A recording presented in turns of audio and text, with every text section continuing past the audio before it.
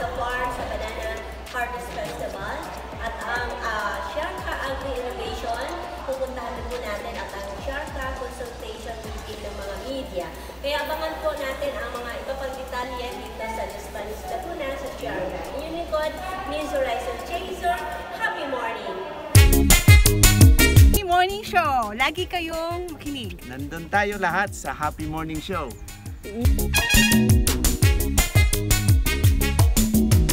Narito na ang napakaraming saging at napakadaling itanim at mabilis para sa mga gusto po na magkaroon ng ganitong klaseng negosyo na sagingan. At ito na yung tissue culture mula sa Oh My G Farm dito sa Los Baños, Laguna. Kaya alamin natin ang lahat ng mga detalye dito sa OMG.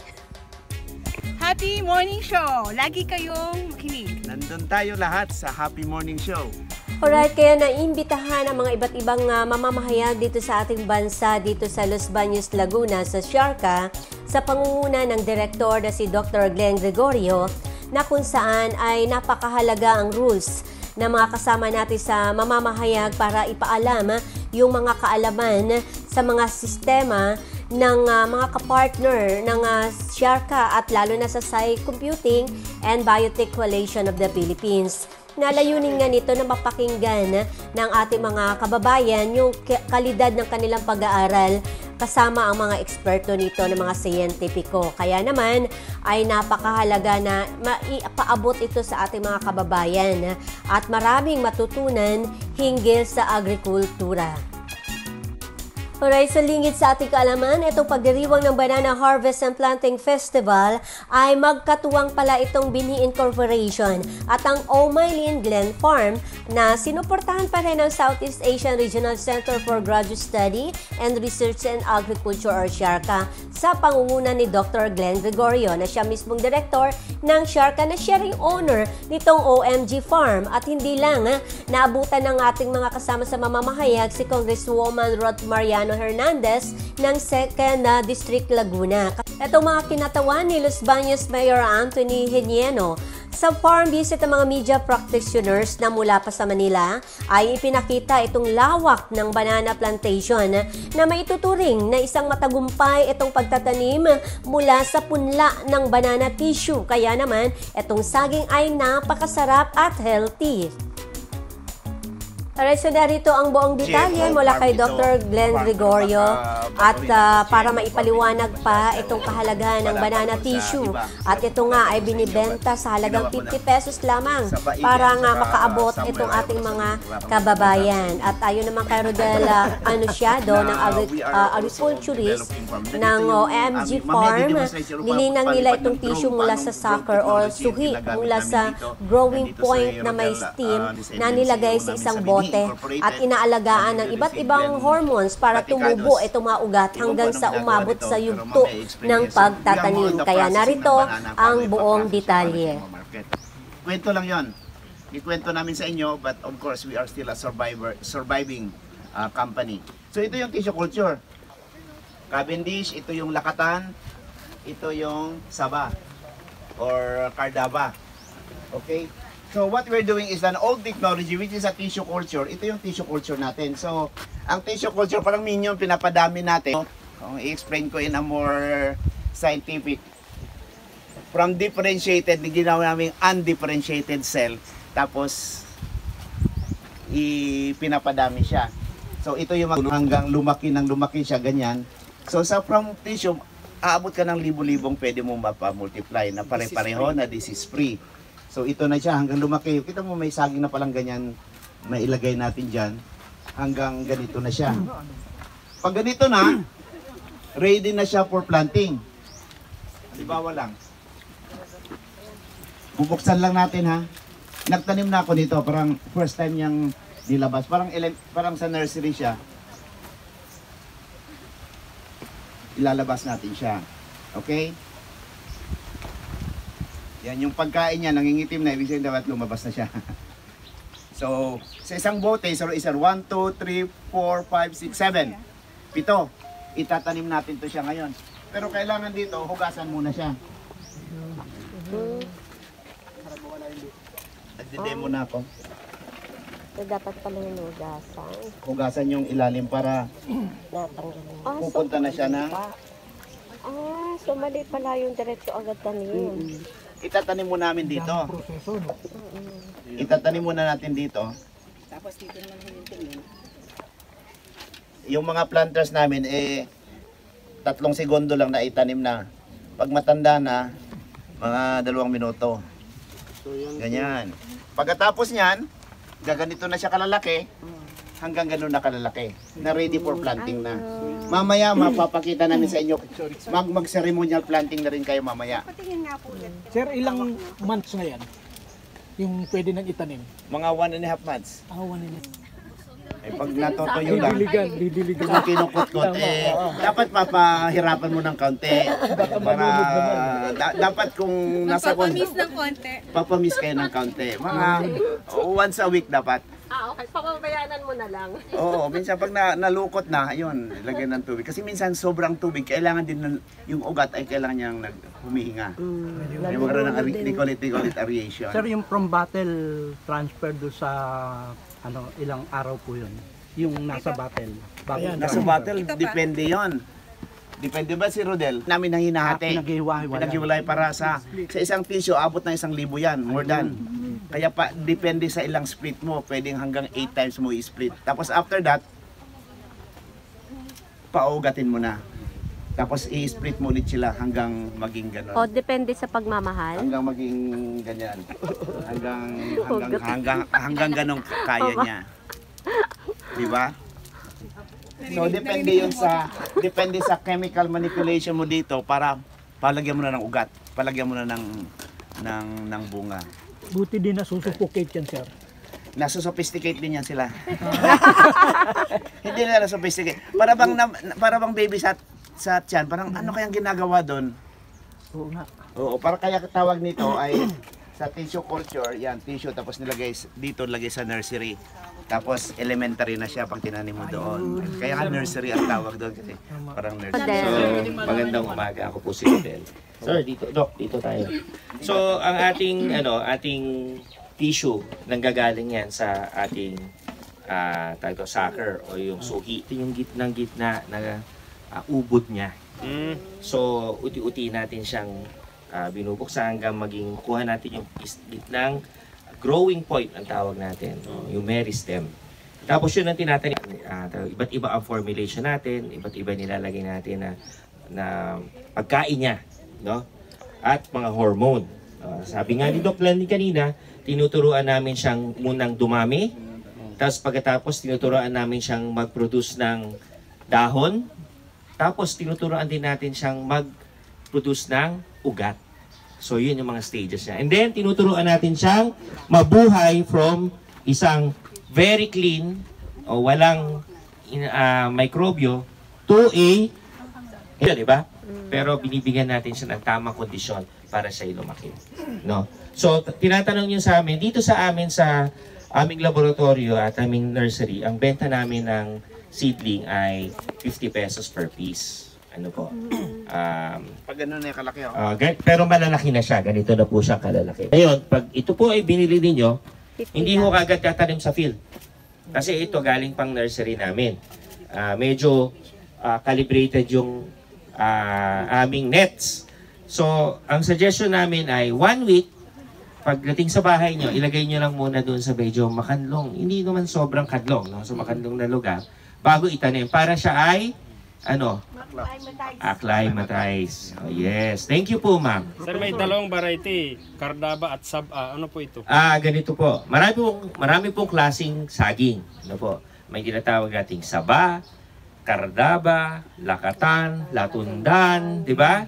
Cavendish, Bungulan, yung local na Cavendish, yung Bungulan. Makikita nyo po dito sa atin, makikita nyo dito, ito yung Cavendish. Ito po yung ginagamit natin for export. Pero sa atin, sa ating local market, ito po ating Lakatan. Ano po? So ito po yung Lakatan. Ito naman po ang aming Saba. Meron din po tayong tinitissue culture na Saba. Yan po. So yan ay selection namin na galing sa Marinduque. Ito po yung Sabang puti. na ang specialty po niyan ay para sa banana chips, pang turon at saka pang tawag dito, pang banana Q. Pero banana chip maker, yan ang paborito nila, yung puti. Pero meron din tayo, yung bago, tinatawag nilang Cardaba. Ito po ay klase ng saba din yun, pero galing Mindanao. Yan po ba yung may buto? Ang gusto po natin yung walang buto, di ba po? At wala pong butas yung gitna. Di ba napapansin nyo po, pag pinutas nyo, kailangan buo. No? So yung amin naman na Cardaba, ay isang special na Cardaba naman yun. Yun naman pong variety namin, ang selection namin na yun, ay tinatawag na sabang puti. Sabang dilaw. Dilaw ba? Sorry, sabang dilaw. Ito po yung golden Cardaba o golden saba. Kung may golden Ito rice, po, may golden saba. Yes. Ito po naman ay pang-export. So wala tayo masyado dito sa Luzon ng ganun. Pag binuksan natin ang saba, usually puti o light yellow. Ito pong variety na ito ay special na variety na ginagamit for export. Hopefully, mapadami po natin dito at ma-encourage natin ang farmer to go into this big size na dilaw na pang-export na saba. Ano po? Sir, bakit? Kailangan po kasi ay siya ay malinis at walang mikrobyo. Ito po sa loob na ito. Kaya po sa laboratorio natin, air condition, sarado, kasi kailangan po ay walang mikrobo makapasok. Bakit? Bakit kaya? Kasi po, itong media o yung pagkain niya sa kanya, sobrang kompleto ng pagkain, mabubuhay ang mikrobyo. Ayaw naman nating mag-alaga ng mikrobyo. Ang gusto nating alagaan ay yung saging. Opo. Sir, napakamura po, 50 pesos, tas ang tagal nyo bago maano. Kaya nga po hindi kami... Paano Hindi ganito kayo po. kumita? Oo. Hindi, kumikita naman. Kasi po ganito. 50 lang. Ang maganda po sa technology ng tissue culture, sabi nga, ika nga ni Doc Glenn, ay from isang piraso, kaya namin produce to 2,000. So yun naman po, multiplier effect. Ano po? Sir, ano po ito? Kandila or ano siya? Ito po. Ito po yung log. Ito po ay parang Gelatin yata. gulaman. Gelatin, Ito ay tama. special tawag namin. Agar-agar o Bakit gulaman. gulaman? Bakit gulaman po yung... Kailangan po ng gulaman para tumigas po yung media. Kasi kung hindi, lulubog, tubig po. So kailangan po at this stage ay, ano po, meron siyang inuupuan. Hindi siya pag liquid naman, although pwede rin sa liquid, kailangan yun isi-shake. Kasi kailangan mahanginan. Pero pag ganito po, kailangan natin na sa ibabaw. Sir, seasonal din po ba ang pagtatanim niyan? Di ba kasi Hindi ganun po. yung ano? Ang tissue culture hindi po seasonal. Ang medyo seasonal, yung planting po natin dito. Katulad dito, sobrang init, walang ulan. Mahirap pong magtanim kung walang tubig. Di ba kahit ano naman pong halaman, kung walang tubig, hirap siyang mabuhay. Matanong ko lang sir, pag lumaki na ito, solo ba ito or meron pa rin saha as normal? Ito po ay magsasaha after about, depende po, pag maganda yung lupa natin. Makikita mo yan mamaya. Pupunta tayo dun makikita sa- nyo po doon. Suwi ba yun? Suwi? Nagsusuhi. Suhi. Ito po ay kaya magsuhi in about kahit as early as 2 to 3 months. Pero generally, ito po, para maganda ang bunga, ay mini-maintain lang namin ay 2 suhi. After, siya ay lumaki ng 5 feet. Kada siya na 5 feet, saka namin pinapatuloy ang suhi. Bago mag 5 feet, pinuputol namin. Bakit, sir? Anong Para kaibahan? lumaki po. Kasi po, para yung maraming agawan ng nutrients pag sobra po. Tama si Doc. So, para sa atin, kaya para di matamis ang kalidad banana. at maganda at eksakto ang saklaki. Kasi gusto po natin, mga 2 kilo lang yung ganito, di ba po? Kaya namin mag-produce dito ng 3 hanggang 4 na kilo. Pero pang supermarket yun, kasi hindi pang palengke. Pang palengke, mga 1 kalahati hanggang 2 kalahating kilo ay tamang-tama po. Hindi ba pwedeng i-transfer yung suhi, sir, sa ibang lupa? Pwede rin naman po.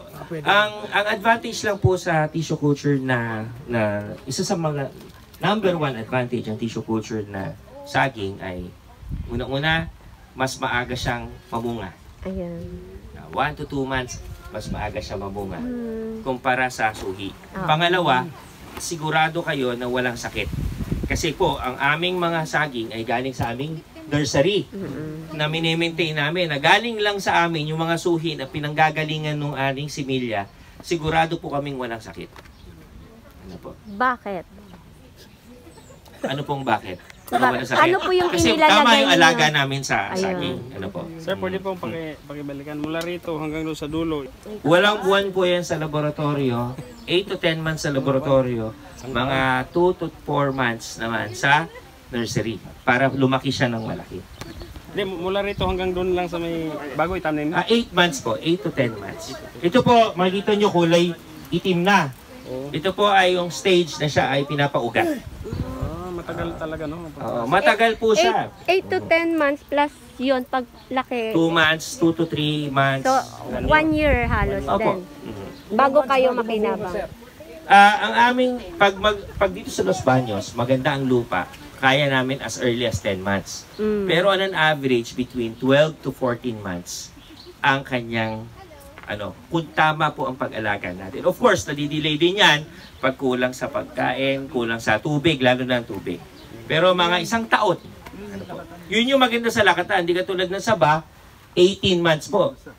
Isa't kalahating So taon. sir, malaking tulong po pala yan sa ekonomiya natin kung sakaling dumami ang magtanim kasi mabilis, dadami. Tama po ba? Kung sakaling... Oo, isa ay disease-free pa siya. Halos sabay-sabay sila mamunga, malalaki. Pakikita nyo yan ngayon. Tapos pwede mapababa na yung presyo, ano? Pag madami. Mapapaba ang presyo, mapapataas ang quality ng saging natin for export. Yan, makikita nyo sa likod, mga yan, mga Lakatan saging yung mga na yan. lakatan na tinanim lang walang fertilizer yan. Mamaya makita nyo may Sir, organic kami. Gaano kalaki po yung lawak, yung hektarya ng tinaniman nyo ngayon? Ayan, maliit lang yan, mga 1.5 hektarya lang yan muna.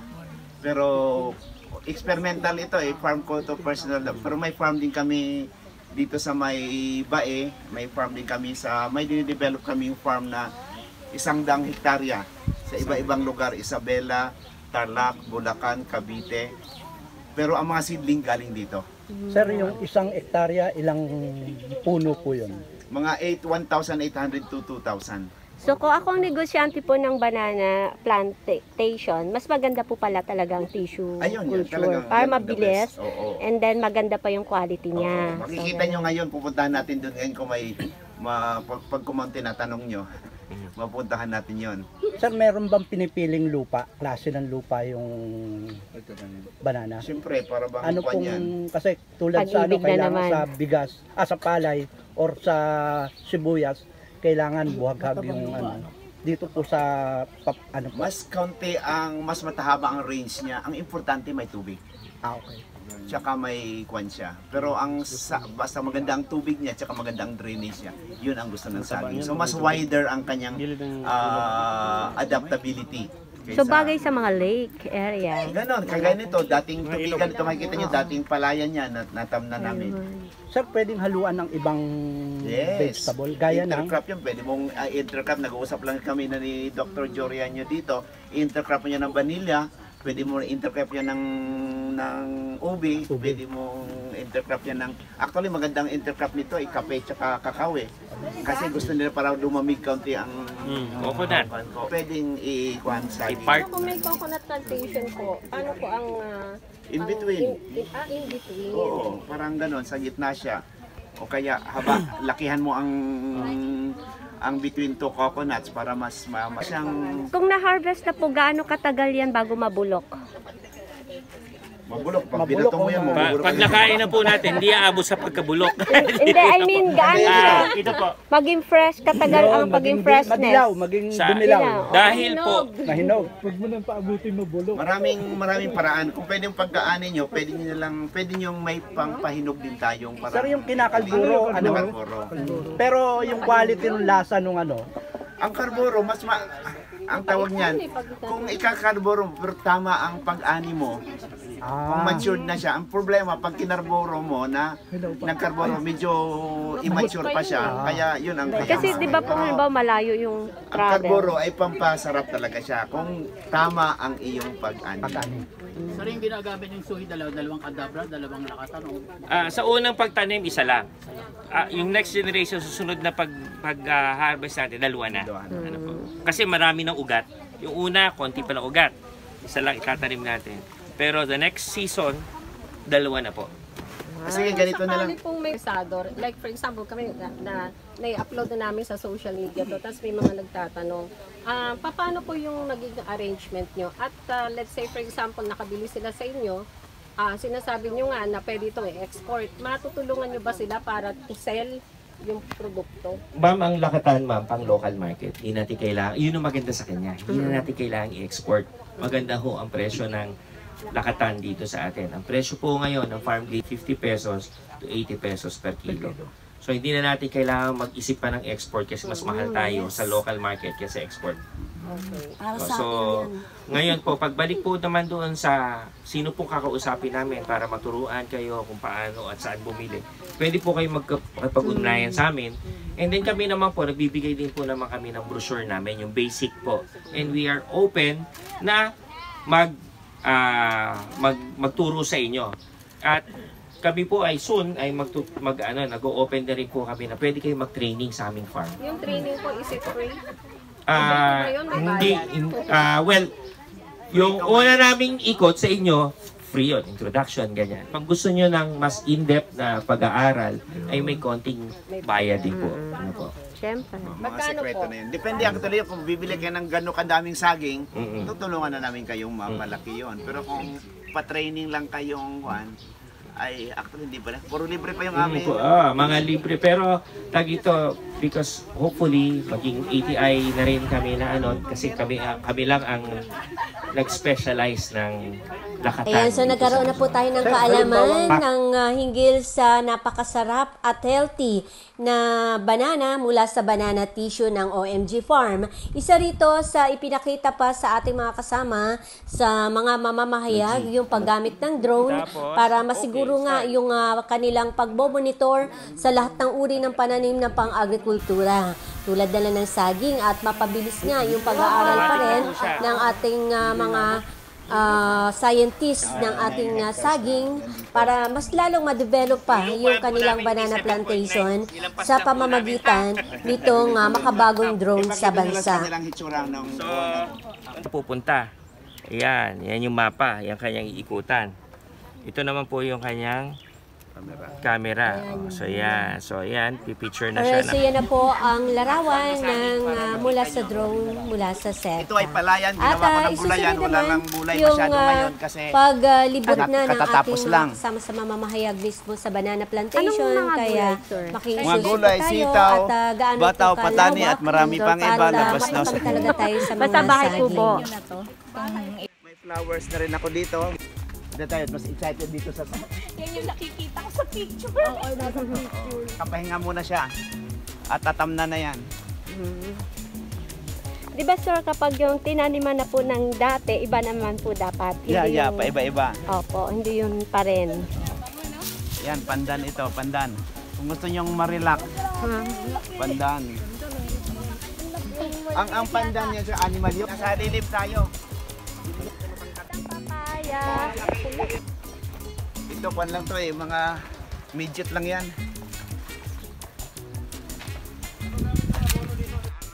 Kaya actually experiment ko to Wala kang ginagawa yan, ito yung yan, malalaki na yung mga puno natin dito. So ito nga yung isi-ceremonial harvesting natin. Ano po yung Ang kagandahan lang nito, siya, pandak. maganda ito. Oo, mababa lang naaabot. Isi-ceremonial harvest natin to. Ngayon, yan, pwede na yan. Pwede na to. Paano mag-harvest nito? Maraming lalaki hindi marunong Saging namin matatangkad. Ano Sir Glenn, hindi nyo? Hindi, ngat-ngatin na lang. Kapil natin. Uwalis kayo dyan, manay. Ang bigat niya. Bernard, kunin mo ngayon yan. Sagingan kami. Kaya. Ikaw na. May hinog na. Pwede mo nang kainin yan, Bernard. Hinog na. Ganun lang. Bigat. Actually, yan. Oo. Good.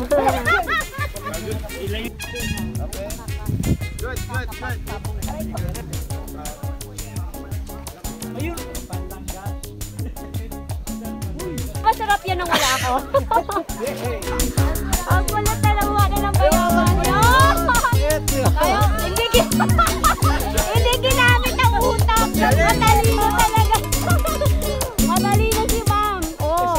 napakalinaw kung gaano rin kasaya pala ang magkaroon tayo ng banana plantation at kung gaano din naman kahalaga ang isang banana tissue para mapabilis nga naman at magkaroon ng quality na banana dito sa ating bansa. At yan po ay pinagsikapan nitong ating mga siyentipiko ng agrikultura na kung saan ay na-develop na ito ng husto at hindi na po tayo mahihirapan o magkakaroon ng kakapusan ng mga saging dito sa ating bansa. Samantala, ito ay isang good news para doon sa ating mga inventors ng agriculture dahil ang Lego pala ay makakagawa na rin ng prototype. Kaya ang Robotics for Agriculture sa Siarka ay ipinakita pa rin dito sa ating mga kasama sa mamamahayag para malaking tulong ito sa mga investors para makatipid nga naman sa oras at puhunan. So ayon yan kay Richard Atata bilang Program Associate Emerging Innovation for Growth Department ng Siarka. Kaya naman ay talagang malaking tulong ito sa ating mga inventors at Lego lamang yung kanilang solusyon.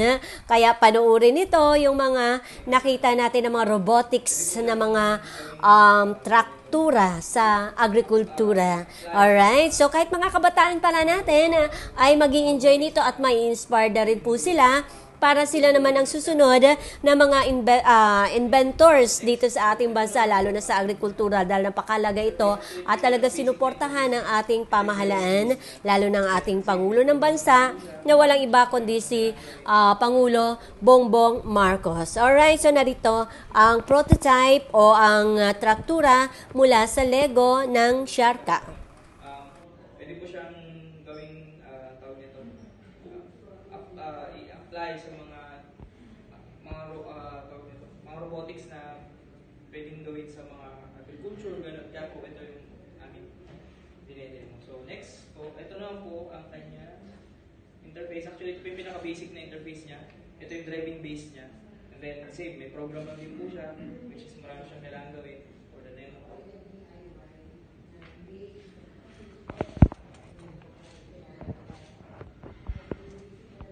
Kasi kumbaga, ikaw pa rin pong mag-dictate kung anong gagawin mo nung mismong robot.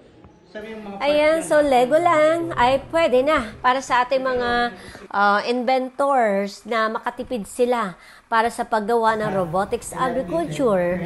At isinunod naman ng Siarka itong consultation meeting with media stakeholders at naging matagumpay yung koro-koro rito ng ating mga kasama sa mamamahayag at ang mga PR consultation ng Siarka at sila ay talagang makikita natin ang full support at gusto talaga nila na makatulungan ang kapwa natin mamamahayag para lamang ay lalong lumakas itong agrikultura dito sa ating bansa.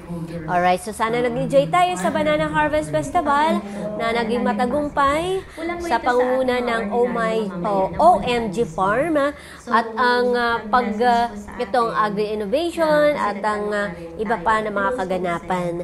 Ang inyong lingkod mula dito sa Los Baños, Laguna ng Siarka ay nag-uulat. Miss Horizon Chaser. Happy morning! I love you all! Isa sa mga problema na magsasaka ang irrigation. Sa Bulacan po to ha. So mayroon bang listahan? Una, mayroon bang listahan ng mga accredited na supplier para sa drip irrigation system na gaya ng ginamit sa Bataan using Israel technology. Number 2, may listahan din po ba ng accredited hands-on training para sa pagtatanim? Pangatlo, listahan ng laboratory para magpa-test ng soil. Yun po yung isa sa mga message, pero meron pa pong isinunod. So yun lang po muna ang mula po yun sa ordinaryong mamamayan natin. Engineer po ito. Thank you. Kay Den Gonzales. So far, ang nakikita management wherein we would gather all the information of technology, information, and then we have knowledge sharing, so we will be distributing. Yes. Kung ano yung madali yan, pumunta ka rin sa Bureau of Soils, that they would have a listing of that, no? In Bureau of Soils nga talaga, they will be able to help whoever would need a test of self-testing, no? Na meron silang mga laboratories around the Philippines. Meron naman silang ganun. And they can recommend. Tapos yung isang tanong nyo, irrigation, drip irrigation. And that's, I think that's where also the role of the media would be helpful, no? That you will be able to bring out sa inyong mga articles nyo, ano ba ang mga technologies available, no? And how they are really being implemented, are they applicable to our situation, saan bang region pwedeng gawin ito. Just like what we did this morning, di ba? Meron kayong nakita na tissue culture na technology.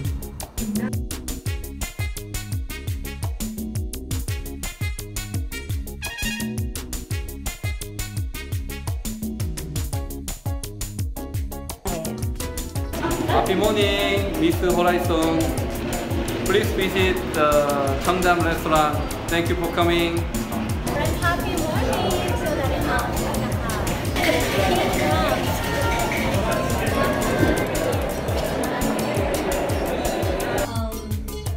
kung sakali na implement ko ito, sino-sino po talaga ang dapat maging partner? Ano yung maaasahan natin sa taong 2023 pa para sa pagsulong ng mga